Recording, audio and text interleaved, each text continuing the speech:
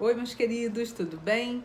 Hoje nós vamos falar sobre alguns assuntos que ficaram pendentes na aula passada, tá? Que fazem parte da aula 2 e que eu acabei não falando, tá?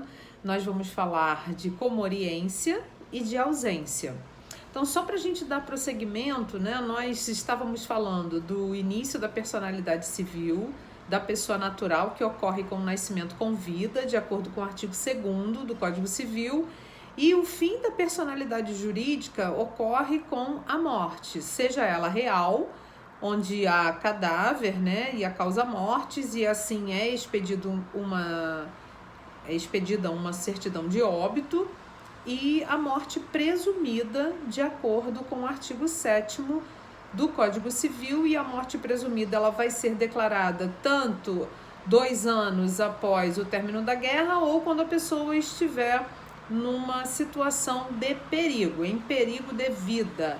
É assim que trata lá o artigo 7º, e nós já vimos isso. Demos o exemplo, né, de pessoas que perderam, né, que desapareceram, mas estavam numa situação de perigo, como aquelas pessoas no voo 447 da Air France, pessoas que estão numa plataforma da Petrobras, helicóptero que caiu e que não foram encontrados os corpos, e Elisa Samúdio e Patrícia Miero.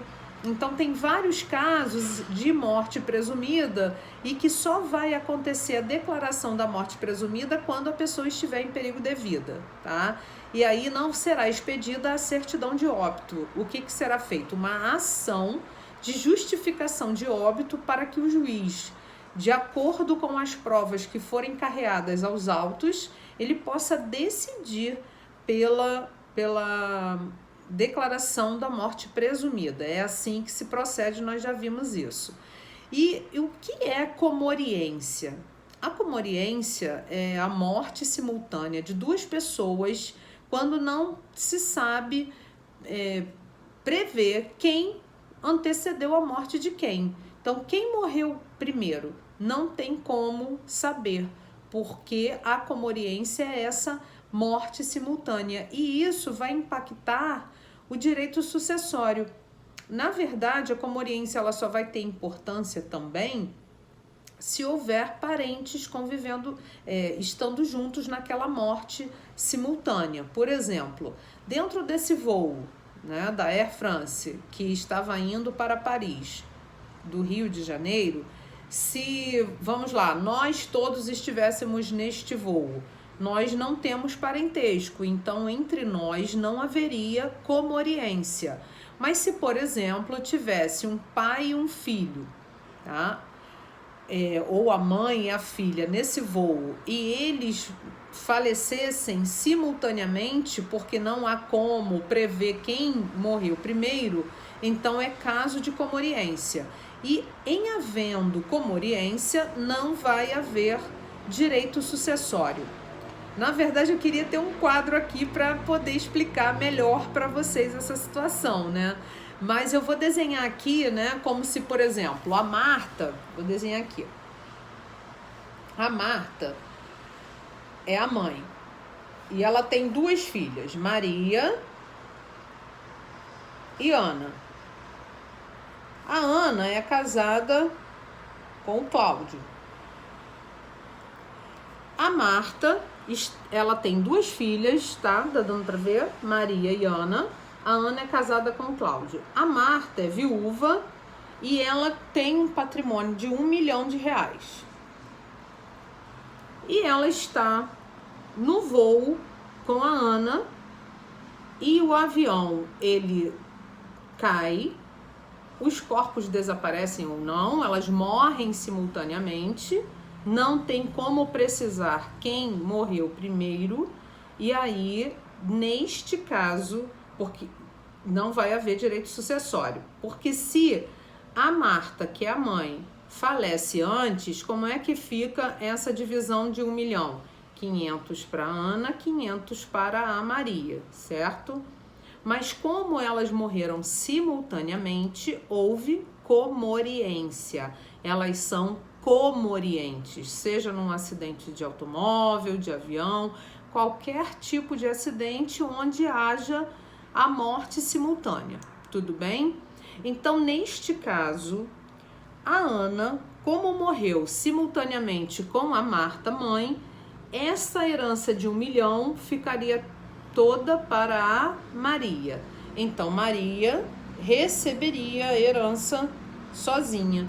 E o Cláudio não tem direito a nada, por quê? Porque ele é esposo da Ana, ele só teria direitos se a Ana tivesse algum patrimônio, que aqui no nosso caso concreto não tem, é só uma situação fática para eu explicar para vocês o que é comoriência. Então, a herança da Marta iria somente para a Maria, porque a Ana e a Maria são comorientes. Então, a importância da comoriência é que não vai haver direito sucessório entre os comorientes. E só são comorientes aquelas pessoas que morrem simultaneamente e que haja um parentesco, tá? Então, no nosso caso, como não há parentesco, não haveria comoriência, porque não haveria direito sucessório entre nós, tudo bem? E a outra questão é a ausência, né? A ausência, eu até comentei com vocês que a ausência é aquela pessoa que sai de casa, vai comprar um jornal, vai trabalhar e não volta. Ela sai de casa e não volta. E aí ela não está em perigo de vida. E como é que fica a situação dela? Então, o caso dessa pessoa é caso de ausência, que não tem como ajuizar uma ação de justificação de óbito porque ela não estava em perigo de vida, diferente daquela pessoa que estava embarcada, diferente daquela pessoa que estava naquele voo, diferente daquela pessoa que estava naquele helicóptero. E aí vai ter que ajuizar uma ação de declaração de ausência, observando o trâmite dos artigos 22 a 39 do Código Civil, tá? Então, eu gostaria muito que vocês estudassem esses artigos. Eu vou fazer um breve resumo aqui para vocês verem como é que é o procedimento, que é super burocrático, tá? Porque o artigo 22, ele vai falar da ausência e como é que vai acontecer, tá? Essa ação de declaração de ausência. Então, se uma pessoa desaparece hoje, tá? Ela desapareceu hoje, e aí vai haver todo um procedimento, né, de busca no IML, delegacia e hospitais, todo o procedimento quando uma pessoa não volta para casa, né, antes de acionar a justiça para isso. E aí, após 1 ano do desaparecimento dessa pessoa, aí vai haver a ação de declaração de ausência, porque a lei vai dizer que os bens dessa pessoa têm que ser arrolados para serem arrecadados, para ver como é que vai ficar a partilha desses bens dessa pessoa que desapareceu, porque ela pode retornar a qualquer momento. Então, existe todo um procedimento judicial. Então, eu gostaria de ler com vocês lá no artigo 26, que ele vai falar assim: 1 ano após a arrecadação dos bens, ou 3 anos se deixou o procurador, os interessados poderão requerer a declaração de ausência, tá? Então, vamos supor, uma pessoa desaparece hoje, tá? Hoje é 25, né? Tô até perdida com essa quarentena que a gente está vivendo, né? Caramba, fico enclausurado em casa e eu tô gravando aula ao vivo também. Então, hoje, 2020, vou fazer uma linha do tempo aqui, tá? Então, 25 de março de 2020. E aí, hoje, houve o desaparecimento. Então, a lei diz que ele vai ter 1 ano para arrecadar os bens. Então, vamos fazer uma linha aqui de 1 ano. E 3 anos se ele deixou procurador. Então, tem pessoas, né, que deixam procurador. Eu era procuradora do meu avô, né? Quando ele era vivo, ele estava doente e aí ele foi no cartório passar uma procuração para eu resolver as questões de banco, de INSS, então eu era procuradora dele. Se no caso fosse ele o desaparecido, a gente teria 3 anos para fazer a arrecadação dos bens, mas em regra é 1 ano só para arrecadação dos bens. Então nós iríamos aguardar 1 ano, tá? E aí seria, perdão, 25 de março de 2021 para ajuizar a ação de declaração de ausência. Então, depois de 1 ano, a ação de declaração de ausência. Só para fazer aqui para vocês, tá? Passado 1 ano, 25 de março de 2020, 25 de março de 2021, a ação de declaração de ausência, informando ao juiz que aquela pessoa desapareceu naquela data, que ela deixou esses bens móveis, imóveis e como é que vai proceder essa ação, tá? Após o ajuizamento da ação, o juiz vai expedir o ofício para os órgãos públicos para buscar essa pessoa, né? Por exemplo, eu já fiz uma ação de declaração de ausência quando eu dava aula lá na Estácio de Bangu. Eu tinha um aluno que era pastor e tinha uma senhora que era membro da igreja dele e o marido tinha desaparecido. Aí ele me pediu, né, para fazer a ação. Aí eu fiz. Quando eu fiz a ação de declaração de ausência e solicitei, né, requeri ao juiz para poder... desculpa porque está chegando mensagem aqui no celular.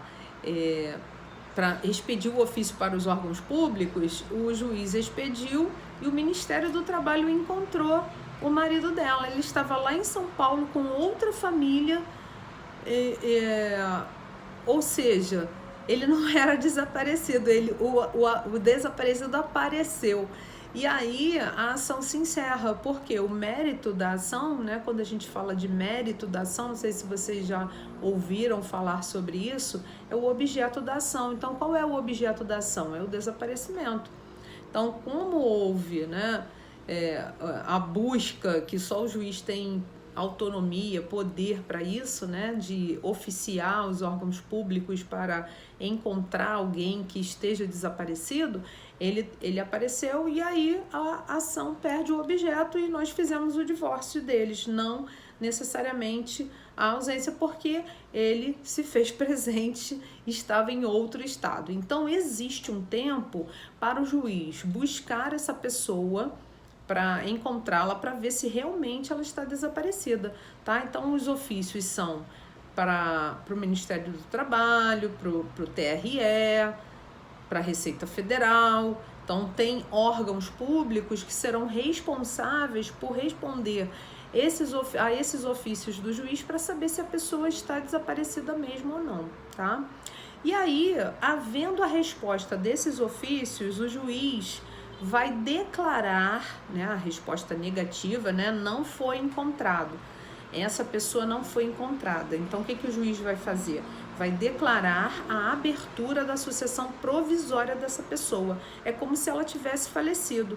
E aí, ele declara, vou desenhar aqui, tá? Para vocês, fazer na linha, a abertura da sucessão provisória, que a abertura da sucessão é o momento do óbito, tá? E quando o juiz declara essa abertura da sucessão provisória, ela vai surtir, melhor dizendo, efeito 180 dias após, ou seja, 6 meses após. Então vamos imaginar que no dia 25 de abril de 2021, o juiz tenha declarado a abertura da sucessão provisória dessa pessoa que desapareceu, tá? E o artigo 28, tá vendo? A gente fez aqui, o artigo 28, ele vai dizer assim, ó, após o juiz declarar aberta a sucessão provisória, ela vai surtir efeito 180 dias após, tá? Então, nós vamos aguardar 180 dias, ou seja, mais ou menos 6 meses, né? Para que haja